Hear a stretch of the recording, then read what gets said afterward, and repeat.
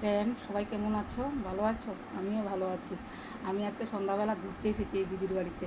তো দিদি ফোন করেছিল, বলছিল বুনু আসো। তা আমিও আসলাম ওদের বাড়িতে। এখন ঘুরবো। ওদের বাড়ি একটা বেবি আছে ছোট, কিন্তু ঘুমিয়ে পড়েছে, ওকে দেখাতে পারিনি।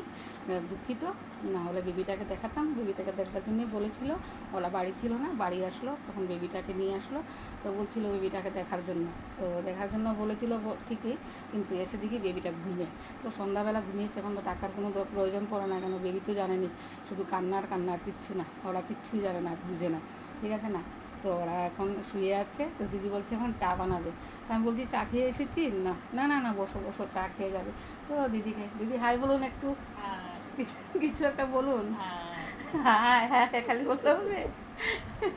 আচ্ছা, দিদিও একটা চ্যানেল খুলেছে, দিদিরও একটা চ্যানেল আছে। তো চ্যানেলটা আমি অবশ্যই আপনাদেরকে দেখাবো, শেয়ার করব।